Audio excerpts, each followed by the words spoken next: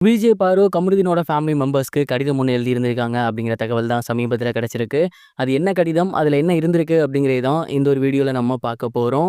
Tamil big பாஸ்ல season 9ன்னு சொன்னாலே சடனா நினைவுக்கு வரக்கூடிய நபர்கள்ல ரொம்ப முக்கியமான ஒருத்தர் தான் பாரு மற்றும் கமருதீன். இவங்க 2 பேரும் இந்த ஷோல ரொம்ப எங்கேஜிங்கா இருந்தாங்க.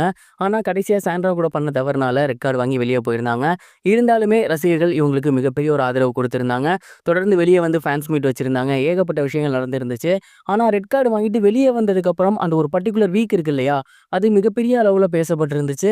அண்ட் அப்ப விஜே பாரு அவர்கள் பார்த்தீங்கன்னா, கமருதீனோட ஃபேமிலி மெம்பர்ஸ்க்கு சாரி கேட்டு ஒரு கடிதம் எழுதியிருந்திருக்காங்க. குறிப்பா அதில என்ன அனுப்பியிருந்திருக்காங்க அப்டின்னா, கமருதீனோட அக்காவ மென்ஷன் பண்ணி தான். அதாவது நாங்க 2 பேரும் வேணும்னே அந்த ஒரு தப்ப பண்ண கிடையாது. அந்த ஒரு கேம்ல ஒரு ஸ்பீட் மோட்ல குறிப்பா சொல்லணும்னா, அந்த ஹீட் ஆஃப் த மொமெண்ட்ல நடந்த விஷயம் தானே தவிர, எங்களுக்கு பெர்சனல் வெஞ்சன்ஸ் அப்படிங்கிறது அவங்க மேல கிடையாது. அந்த ஒரு கேமுக்காக தான் நாங்க அது பண்ணோம். பட் வெளியில இவ்ளோ பெரிய விஷயமாகும் அப்படின்னு நான் கொஞ்சம் கூட நினைக்கவே இல்ல. என்ன தயவு செஞ்சு மன்னிச்சுருங்க. நடந்தது நடந்துருச்சு. இதுக்கப்புறம் எதையும் மாத்த முடியாது. ஆனா இதே மாரி நாங்க ஸ்டாப் ஆகி நிக்க மாட்டோம். கண்டிப்பா தொடர்ந்து ஓடிட்டே இருப்போம். இன்னும் ஒரு 2 இயர்ஸ்க்கு நானும் சரி, கமருதீனும் சரி அடுத்தடுத்த ப்ராஜெக்ட்ஸ் நோக்கி போய்க்கிட்டே இருப்போம். அண்ட் நாங்க 2 பேரும் பெர்சனலா எடுக்கிற எந்த முடிவா இருந்தாலுமே நம்ம குடும்பத்து சம்மதத்தோட மட்டும் தான் நடக்கும். இந்த ஒரு லெட்டர் நான் எழுதுறதுக்கு மிக முக்கிய காரணமுமே அந்த இடத்துல கமருதீனா எந்த ஒரு விஷயமும் பண்ணல. எனக்கு கொஞ்சம் ட்ரிகர் ஆகிருச்சு. நான் கமருதீன் சொல்லி தான் அவன் பண்ணியிருந்தான். தயவு செஞ்சு அவன் மேல கோவப்படாதீங்க. கண்டிப்பா நடந்த எல்லாத்துக்குமே சாரி. இதுக்கப்புறம் அப்படி நடக்காது. தொடர்ந்து இதுக்கப்புறம் எங்களோட கரியர்ல மட்டும் நாங்க கான்சன்ட்ரேட் பண்ணுவோம் அப்படிங்கிற மாரி அந்த ஒரு லெட்டர்ல விஜே பாரு அவர்கள் கமருதீனோட அக்காவுக்கு எழுதியிருந்திருக்காங்க. இந்த ஒரு விஷயம் சமீபத்தில வெளியாகியிருக்கு. இத பார்த்ததுக்கப்புறம் ரசிகர்கள் எல்லாருமே அப்பவே அவங்க அதுக்கு மன்னிப்பு கேட்டுட்டாங்க. ஃபைனாலேல வந்தும் மன்னிப்பு கேட்டுட்டாங்க. இதுக்கப்புறம் சாண்ட்ரா தான் அத அதிகமா பேசிட்டு இருக்காங்க அப்படிங்கிற மாரி சாண்ட்ரா பக்கம் திரும்பியிருக்காங்க. நீங்க இந்த ஒரு விஷயத்த பத்தி என்ன நினைக்கிறீங்க? உங்களோட தாட் என்ன?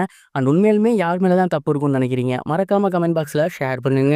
இது ஒரு புறம் இருக்க ஸ்ருதிஹாசன் அவர்கள் ஹிந்தியில ரீசென்ட்டா சல்மான் கூட சேர்ந்து ஒரு படம் பண்ணியிருக்காங்க. அது தெலுங்குலயும் ரிலீஸ் ஆகுது. ஓவராலா 5 லாங்குவேஜ்ல ரிலீஸ் ஆகுது. அந்த படத்தோட ப்ரமோஷன்ல ஈடுபட்டுட்டு இருக்கும்போது, ஒரு மிகப்பெரிய கேப் இடையில எடுத்தீங்களே, அது ஏன்? அப்படிங்கிற மாரி ரசிகர்கள் கேட்டிருந்தாங்க. அந்த ஒரு விஷயத்துக்கு ஸ்ருதிஹாசன் அவர்கள் என்ன சொல்லியிருந்தாங்க அப்படின்னா, எஸ் ஸ்டார்ட்டிங்ல எல்லாமே நல்லா போய்க்கிட்டு இருந்துச்சு. பட் நானும் மனுஷங்க தான். எனக்கும் ஃபீலிங்ஸ்லாம் இருக்கு. சடனா ஒரு கட்டத்தில என்ன நான் இழந்துட்ட மாரி ஃபீல் பண்ணேன். நான் எது பண்ணாலுமே எனக்கு ஒரு பதட்டம் இருந்துச்சு. எதுவுமே என்னால கான்சன்ட்ரேட்டா பண்ண முடியல. என்னோட பெர்சனல் மேட்டர்ஸே என்னால சரியா பண்ண முடியல அப்படிங்கிறப்ப, நான் படத்துல போயிட்டு நடிக்கும்போது சரியா பண்ணல அப்படின்னா, என்ன நம்பி படம் போட்டிருக்க ப்ரொடியூசர்ஸ்க்கு அது மிகப்பெரிய நஷ்டமாகிரும். அந்த ஒரு தப்ப பண்ணவே கூடாது அப்படின்னு தான் நான் வந்து எந்த ஒரு படத்துலயும் கமிட் ஆகாம இருந்தேன்.